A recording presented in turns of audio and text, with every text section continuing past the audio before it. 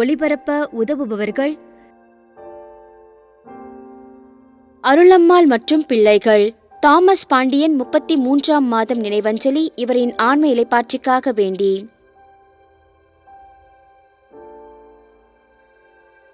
Criteria மற்றும் குடும்பத்தினர். We Arokiasamy 40ஆம் நாள் நினைவஞ்சலி. இவரின் ஆன்ம இளைப்பாற்றிக்காக வேண்டி. தந்தை மகன் தூயாவியாரின் பெயராலே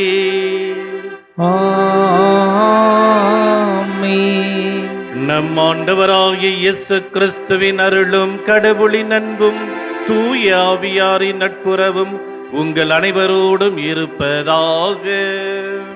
உமான்மாவோடும் இருப்பதாக. அன்பிற்குரிய சகோதர சகோதரிகளே, இந்த நாளிலே 2 புனிதர்களை நினைத்து பார்க்க, அவர்கள் வழியாக வாழ்க்கை பாடங்களை கற்றுக்கொள்ள இயேசுவை பின்பற்ற அழைக்கப்படுகின்றோம். முதல் புனிதர் புனித ஜெரோம் எமிலியானி. இத்தாலிய நாட்டை சேர்ந்தவர்.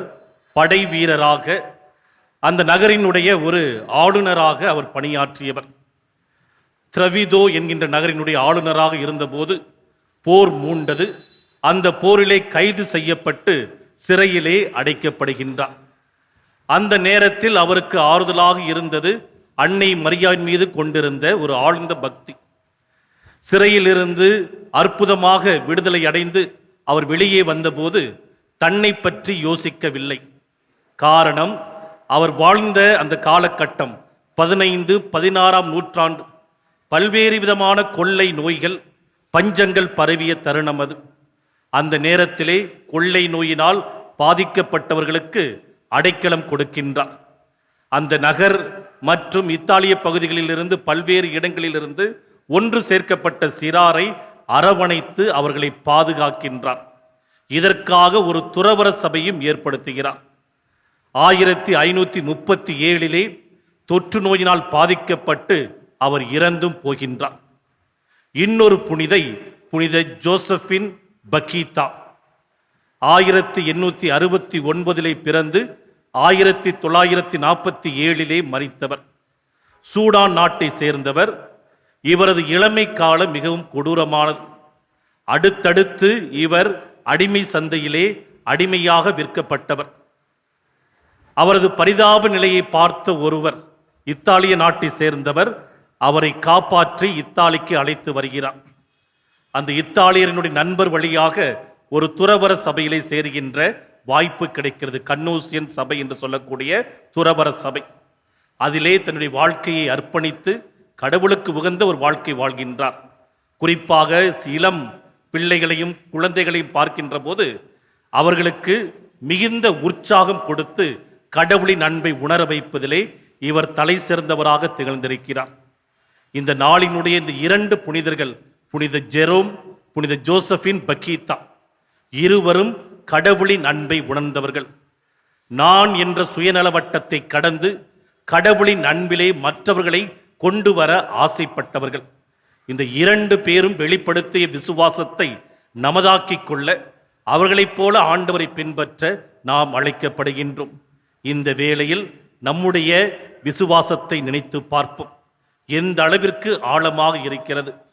பல சமயம் அன்றாட வாழ்க்கையிலே சந்திக்கின்ற சிக்கல்களினாலும் சவால்களினாலும் துவண்டு போகின்றோம். நம்முடைய விசுவாசத்தை ஆழப்படுத்த இறையருள் வேண்டுவோம். தூய மறைநிகழ்வுகளை கொண்டாட தகுதி பெறும் பொருட்டு கடவுளுக்கு எதிராக நாம் செய்த எல்லா பாவங்களையும் மனதார ஏற்றுக்கொள்வோம்.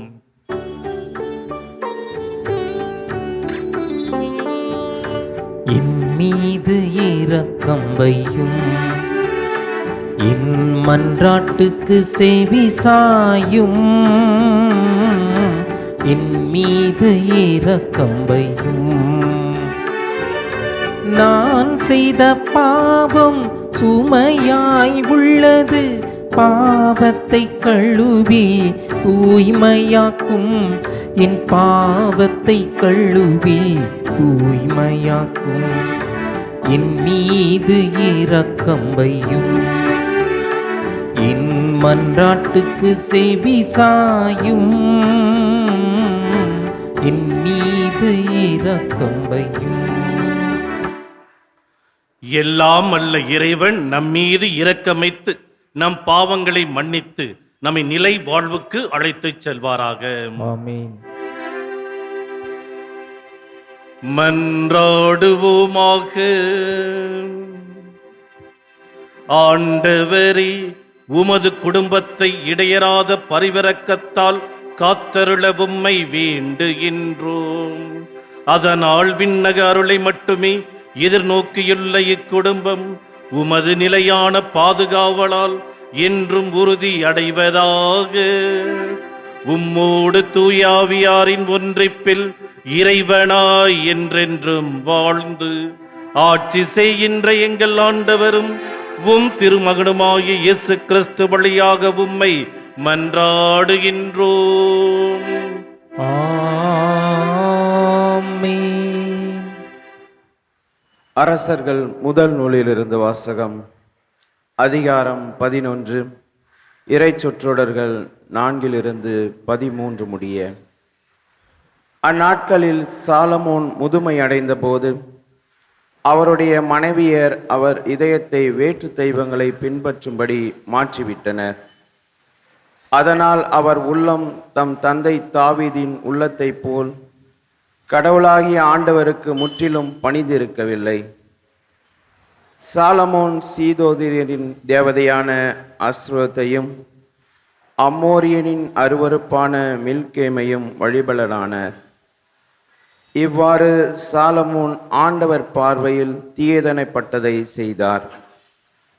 தம் தந்தை தாவீது ஆண்டவரை முழுமையாக பின்பற்றியது போன்று அவர் செய்யவில்லை. சாலமோன் எருசலேமுக்கு எதிரில் இருந்த மலையில் மோவாபியரின் அருவருப்பான கெமோசுக்கும் அம்மோரியரின் அருவருப்பான மேலோசுக்கும் தொழுகை மேடுகளை கட்டினார். இப்படியே தங்கள் தெய்வங்களுக்கு தூபம் காட்டி பலியிடுவதற்காக வேற்றினத்தாரான தம் மனைவியர் எல்லோருக்கும் சாலமோன் இவ்வாறு செய்து கொடுத்தார்.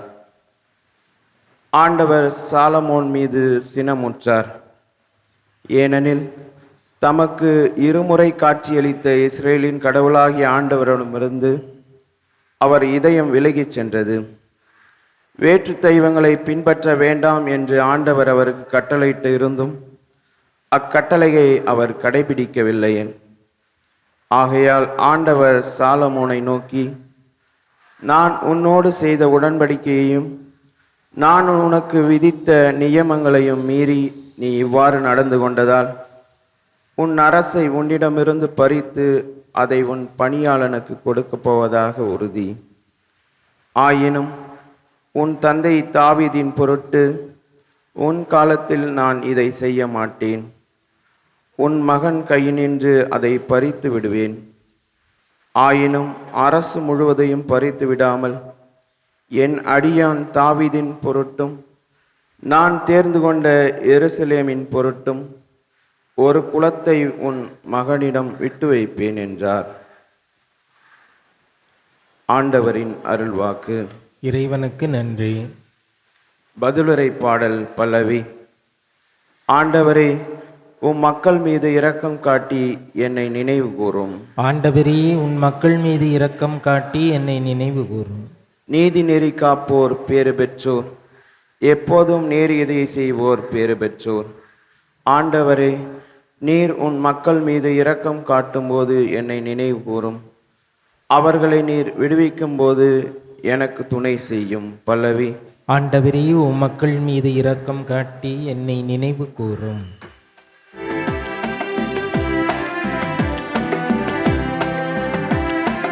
அல்லேலூயா, அல்லேலூயா,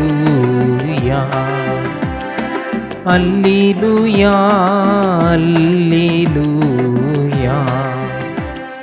உங்களிடம் மிகுந்துள்ள தீமையை அகற்றி உங்கள் உள்ளத்தில் ஊன்றப்பட்ட வார்த்தையை பணிவோடு ஏற்றுக்கொள்ளுங்கள். அதுவே உங்களை மீட்க வல்லது.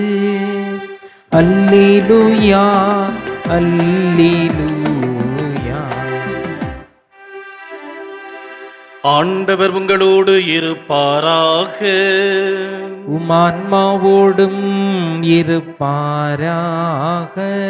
மார்க்கு எழுதிய தூய நற்செய்தியிலிருந்து வாசகம். ஆண்டவரே மாட்சி உமக்கே. மார்க்கு எழுதிய நற்செய்தி அதிகாரம் 7 இறை வார்த்தைகள் 24 முதல் 30 முடிய. அக்காலத்தில் இயேசு புறப்பட்டு தீர் பகுதிக்குள் சென்றார். அங்கே அவர் ஒரு வீட்டிற்குள் போனார். தாம் அங்கிருப்பது எவருக்கும் தெரியாதிருக்க வேண்டும் என்று விரும்பியும் அதை மறைக்க இயலவில்லை. உடனே பெண் ஒருவர் அவரை பற்றி கேள்விப்பட்டு உள்ளே வந்து அவர் காலில் விழுந்தார்.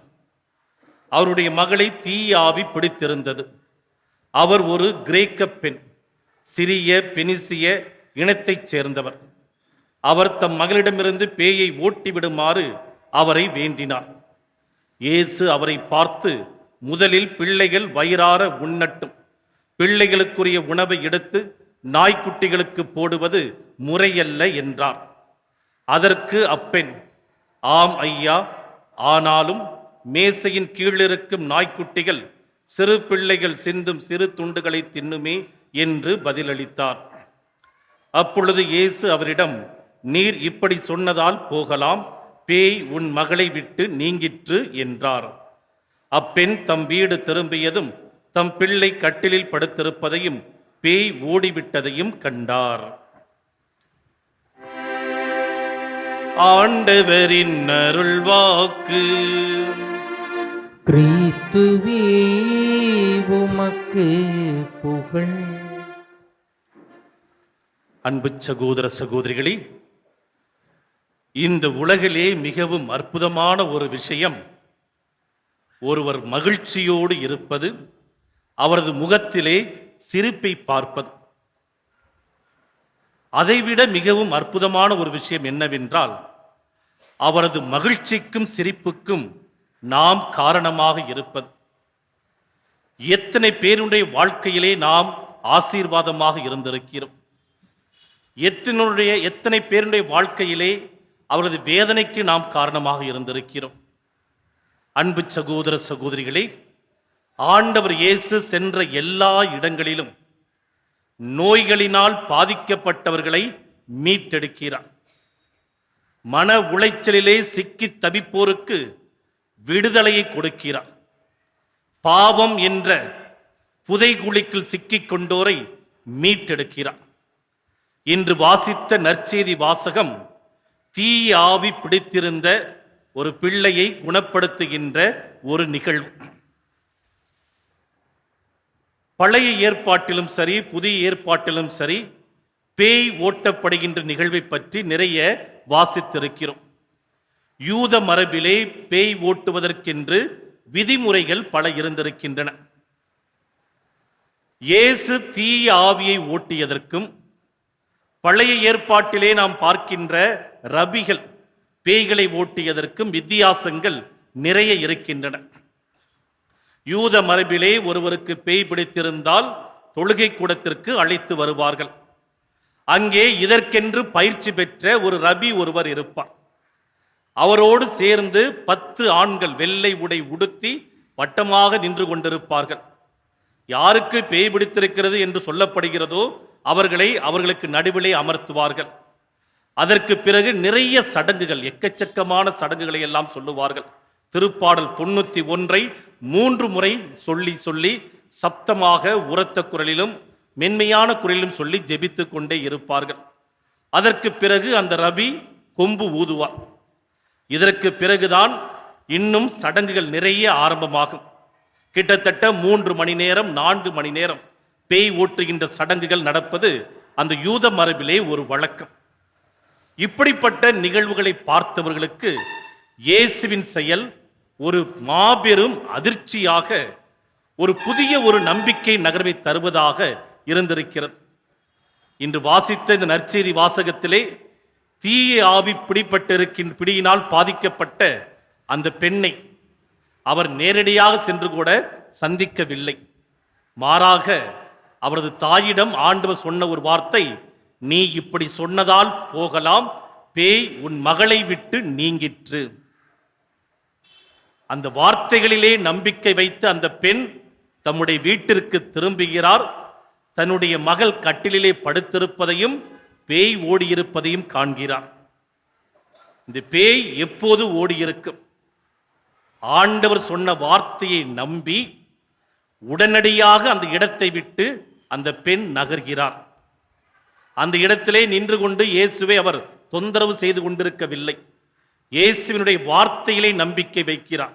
அந்த வார்த்தை, அந்த ஆழ்ந்த ஒரு விடாப்பிடியான ஒரு இறை நம்பிக்கை அவரது மகளை ஒரு புது மனிதராக மாற்றியிருக்கிறது. அன்பு சகோதர சகோதரிகளே, நாம் உணர வேண்டிய மிக முக்கியமான பாடம், பரிசேயர்களுக்கு இருந்த ஒரு நம்பிக்கை, இஸ்ரேலுக்கு இருந்த ஒரு நம்பிக்கை என்னவென்றால், ஆண்டவர் எங்களுக்கு மட்டும்தான் சொந்தம், கடவுள் தருகின்ற மீட்பு யூதர்களுக்கு மட்டும்தான் என்று நினைத்தார்கள். ஆனால் ஆண்டவர் இயேசுவின் வழியாக மீட்பு என்பது அனைவருக்குமான ஒரு உரிமை. இது யூதர்களுக்கு மட்டுமல்ல, ஒட்டுமொத்த உலகத்திற்கும் ஆண்டவர் இயேசுவின் வழியாக மீட்பு தரப்படுகிறது என்பது உணர்த்தப்பட்டது இன்று நிகழ்த்தப்பட்ட புதுமையின் வழியாக. அன்பு சகோதர சகோதரிகளே, நம்முடைய அன்றாட வாழ்க்கையில் இந்த விசுவாசத்திலே பல சமயம் சலிப்படைந்து விடுகிறோம். ஒரே கோவிலுக்கு போகிறோம், ஒரே திருப்பலி, ஒரே குடும்ப ஜெபம், எல்லாம் குறிப்பிட்ட முறையிலே தான் இருக்கிறது. சில சமயம் சலிப்பு ஏற்படலாம், சில சமயம் கவனச்சிதறல், வேறு எங்காவது சென்று முயற்சிக்கலாமா, அல்லது கடவுள் நம்பிக்கையை விட்டு விடலாமா, கடவுள் இருக்கிறாரா இல்லையா, எத்தனையோ குழப்பங்களுக்குள்ளே சிக்கி தவிக்கின்றோம். இன்று வாசித்த முதல் வாசகம் சாலமோன் அரசரை பற்றிய ஒரு அற்புதமான ஒரு வாசகம். ஞானத்தை கடவுளிடமிருந்து கேட்டு கொடையாக பெற்றுக் கொண்டவர், 2 முறை கடவுளினுடைய பிரசன்னத்தை நேரடியாக உணர்ந்தவர். ஆனால் முதுமை காலத்திலே கடவுளின் அன்பிலிருந்து விலகிச் சென்று கடவுளுக்கு எதிராக தீமை செய்கிறார், பாவம் செய்கிறார். அப்படிப்பட்ட சாலமோனுக்கே கவனச்சிதறல், ஒரு தொய்வு. நாம் சாமானிய மனிதர்கள், நமக்குள் எத்தனை போராட்டங்கள். அன்றாட வாழ்க்கையிலே பல சமயம் ஜெபம் கேட்கப்படவில்லை என்று சோர்ந்து போகின்றோம். நமக்குள்ளே இருக்க வேண்டியது அந்த பிறவினத்து பெண்ணான அந்தவரிடம் இருந்த ஒரு நம்பிக்கை. பவுலடிகள் தன் எழுதிய திருமுகம் ஒன்றிலே அருமையாக சொல்வார். 2 கொரிந்தியர் அதிகாரம் 4, 8 முதல் 9 வரை உள்ள வசனங்கள். நாங்கள் எல்லா சூழ்நிலைகளும் இன்னலுற்றாலும் மனம் உடைந்து போவதில்லை, குழப்பமுற்றாலும் நம்பிக்கை இழப்பதில்லை, துன்புறுத்தப்பட்டாலும் கைவிடப்படுவதில்லை, வீழ்த்தப்பட்டாலும் அழிந்து போவதில்லை. அன்பு சகோதர சகோதரிகளே, இப்படிப்பட்ட நம்பிக்கைதான் நமக்கு தேவைப்படுகிறது. துன்பங்கள் பெருகுகின்ற போது, தோல்விகளால் நாம் துவளுகின்ற சூழலுக்கு தள்ளப்படுகின்ற போது, வாழ்க்கை வெறுத்து போய் தற்கொலை செய்து கொள்ளலாமே என்று நினைக்கின்ற போது, ஆண்டவரை இறுக பற்றி கொள்ள நாம் அழைக்கப்படுகின்றோம். கடவுள் நம்மை அப்படிப்பட்ட துன்பமான சூழ்நிலையில் எப்படி வழிநடத்துகிறார் என்பதை உணர்ந்து அவரை பற்றி கொள்ள நாம் அழைக்கப்படுகின்றோம்.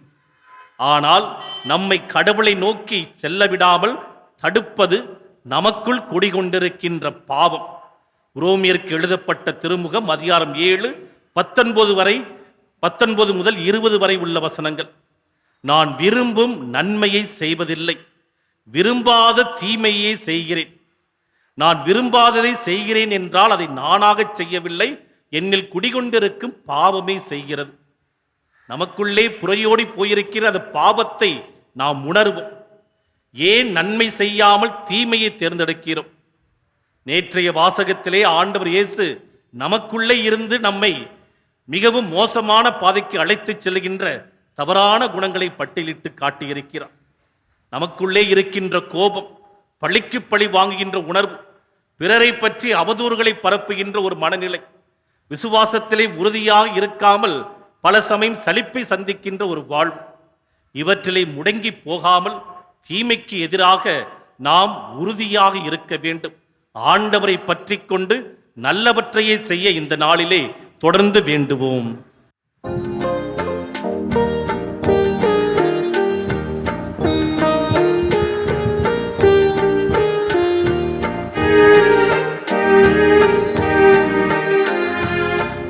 அர்ப்பணம் அர்ப்பணம் அர்ப்பணமே, நீதமும் நீதமும் அர்ப்பணமே. அர்ப்பணம் அர்ப்பணம் அர்ப்பணமே, நீதமும் நீதமும் அர்ப்பணமே. இயேசுவே என்னையே முழுதும் உமக்கே அர்ப்பணமே. அர்ப்பணம் அர்ப்பணம் அர்ப்பணமே, நீதமும் நீதமும் அர்ப்பணமே.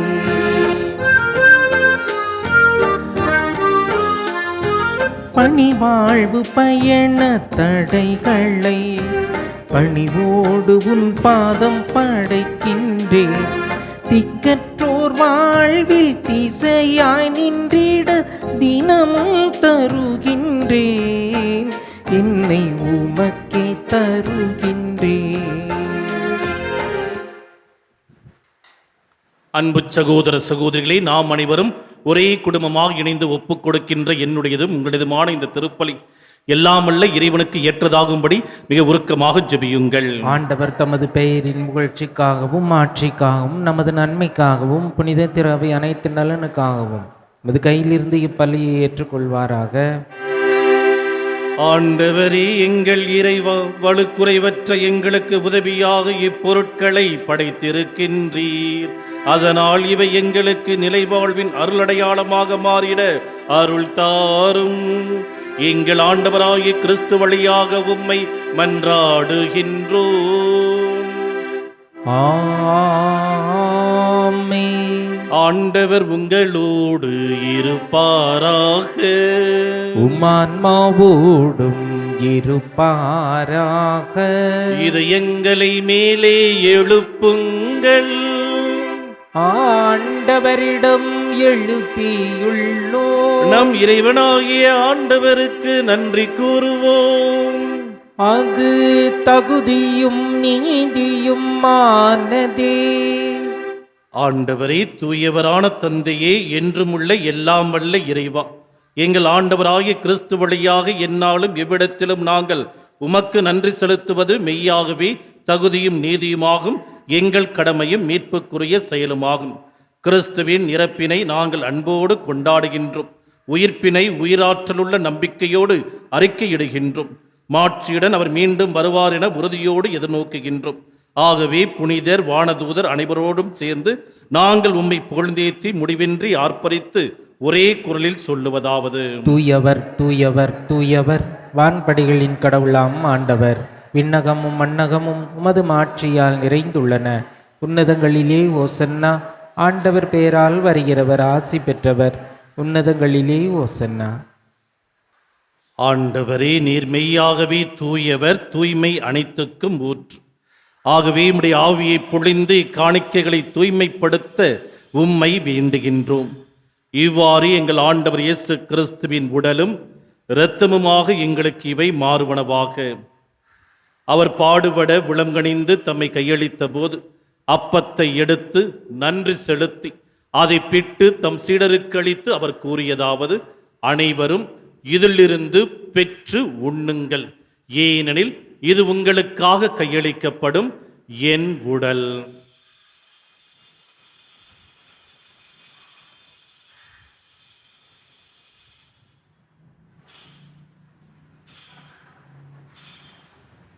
அவ்வண்ணமே இரவு விருந்தை அருந்திய பின் கிண்ணத்தையும் எடுத்து மீண்டும் உமக்கு நன்றி கூறி தம் சீடர்களுக்கு அளித்து அவர் கூறியதாவது: அனைவரும் இதிலிருந்து பெற்று பருகுங்கள், ஏனெனில் இது புதிய நிலையான உடன்படிக்கைக்குரிய என் இரத்தத்தின் கிண்ணம்.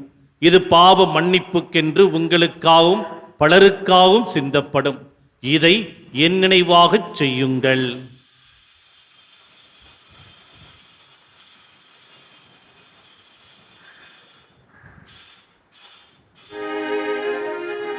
நம்பிக்கையின் மறைபொருள். ஆண்டவரே, நீர் வருமளவும் உமது இறப்பினை அறிக்கையிடுகின்றோம், உமது உயிர்ப்பினையும் எடுத்துரைக்கின்றோம். ஆகவே ஆண்டவரே, நாங்கள் கிறிஸ்துவின் இறப்பினையும் உயிர்ப்பினையும் நினைவு கூர்ந்து வாழ்வு தரும் அப்பத்தையும் மீட்பளிக்கும் கிண்ணத்தையும் உமக்கு ஒப்புக் கொடுக்கின்றோம். திருமுன் நின்று உமக்கு ஊழியம் புரிய தகுந்தவர்கள் என எங்களை ஏற்றுக்கொண்டீர். எனவே உமக்கு நன்றி செலுத்துகின்றோம். மேலும் கிறிஸ்துவின் உடலிலும் இரத்தத்திலும் பங்கு கொள்ளும் எங்களை தூய ஆவியார் ஒன்று சேர்க்க வேண்டும் என உம்மை தாழ்மையுடன் மன்றாடுகின்றோம். ஆண்டவரே, உலகெங்கும் பரவியிருக்கும் திரு அவையை நினைவு கூர்ந்தருளும்.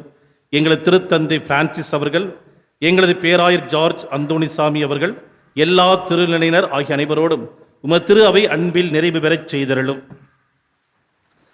மேலும் உயிர்த்தெழும் எதிர்நோக்குடன் துயில் கொள்ளும் எங்கள் சகோதர சகோதரிகளையும் இறந்தோர் அனைவரையும் இரக்கத்தோடு நினைவு கூர்ந்து திருமுக ஒளியினுள் ஏற்றருளும்.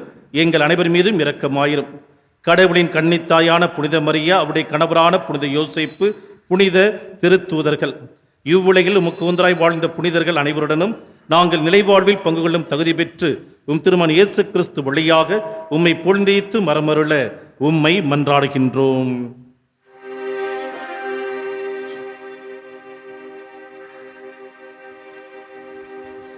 இவர் வழியாக இவரோடு இவரில் எல்லாம் வல்ல இறைவனாகிய தந்தையே, தூய ஆவியாரின் ஒன்றைப்பில் எல்லா புகழும் மாட்சியும் என்றென்றும் உமக்கு உரியதே. ஆமென், ஆமென், ஆமென்.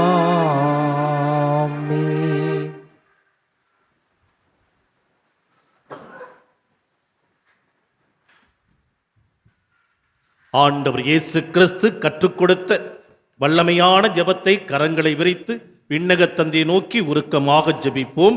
விண்ணுலகில் இருக்கிற எங்கள் தந்தையே, உமது பெயர் தூயது என போற்ற பெறுக. உமது ஆட்சி வருக.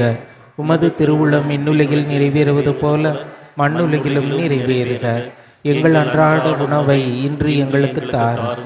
எங்களுக்கு எதிராக குற்றம் செய்வோரை நாங்கள் மன்னிப்பது போல எங்கள் குற்றங்களையும் மன்னியும்.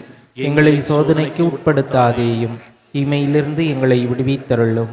ஆண்டவரே, தீமை அனைத்திலுமிருந்து எங்களை விடுவித்து எங்கள் வாழ்நாளில் அமைதியை கனிவுடன் அருளும் மன்றாடுகின்றோம். உமது இரக்கத்தின் உதவியால் நாங்கள் பாவத்திலிருந்து எப்போதும் விடுதலை பெற்று யாதொரு கலக்கமுமின்றி நலமாயிருப்போமாக. நாங்கள் எதிர்நோக்கி இருக்கும் பேரின்பத்திற்காகவும் எமீட்பராய் இயேசு கிறிஸ்துவின் வருகைக்காகவும் காத்திருக்கின்றோம். ஏனெனில் ஆட்சியும் வல்லமையும் ஆட்சியும் என்றென்றும் உமதே. ஆண்டவரே இயேசு கிறிஸ்துவே, அமைதியை உங்களுக்கு விட்டுச் செல்கின்றேன், என் அமைதியை உங்களுக்கு அளிக்கின்றேன் என்று திருத்தூதர்களுக்கு மொழிந்தீரே. எங்கள் பாவங்களை பாராமல் திரு அவை நம்பிக்கையை கண்ணோக்கி உமது திருவுளத்திற்கேற்ப அதற்கு அமைதியும் ஒற்றுமையும் அளித்தொள்வீராக. என்றென்றும் வாழ்ந்து ஆட்சி செய்கின்றவர் நீரே. ஆமென். ஆண்டவருடைய அமைதி உங்களோடு என்றும் இருப்பதாக, ஆன்மாவோடும் இருப்பதாக. ஆண்டவர் அருளும் அமைதியை ஒருவர் மற்றவருக்கு மனதார தெரிவிப்போம். உலகின் பாவங்களை போக்கும் இறைவனின் செம்மறியே, எங்கள் மேல் இரக்கமாயிரும். உலகின் பாவங்களை போக்கும் இறைவனின் செம்மறியே, எங்கள் மேல் இரக்கமாயிரும். உலகின் பாவங்களை போக்கும் இறைவனின் செம்மறியே, எங்களுக்கு அமைதியை அளித்தருளும். இதோ இறைவனின் செம்மறி, இதோ உலகின் பாவங்களை போக்குகிறவர். செம்மறியின் விருந்திற்கு அழைக்க பெற்றோர் பேறு பெற்றோர். ஆண்டவரே, நீரின் இல்லத்தில் எழுந்தருள நான் தகுதியற்றவன். ஆனால் ஒரு வார்த்தை மட்டும் சொல்லிருளும், எனது ஆன்மா நலமடையும். மன்றாடுவோமாக. இறைவா, ஒரே அப்பத்திலும் ஒரே கிண்ணத்திலும் நாங்கள் பங்கேற்க திருவுளமானீரே. அதனால் கிறிஸ்துவுக்குள் நாங்கள் ஒன்றிணைக்க பெற்று உலகின் மீட்புக்காக நற்கனி தந்து மகிழ்ந்து வாழ எங்களுக்கு அருள் தாரும். எங்கள் ஆண்டவராகிய கிறிஸ்து வழியாக உம்மை மன்றாடுகின்றோம். ஆண்டவர் உங்களோடு இருப்பாராக. உமான்மாவோடும் இருப்பாராக. எல்லாம் வல்ல இறைவன் தந்தை, மகன், தூயாவியார் உங்களுக்கு ஆசி வழங்குவாராக.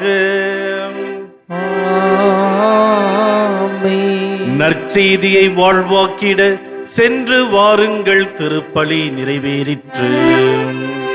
இறைவனுக்கு நன்றி. திருப்பலி ஒளிபரப்ப உதவியவர்கள்: அருளம்மாள் மற்றும் பிள்ளைகள். தாமஸ் பாண்டியன் 33ஆம் மாதம் நினைவஞ்சலி இவரின் ஆன்ம இளைப்பாற்றிக்காக வேண்டி.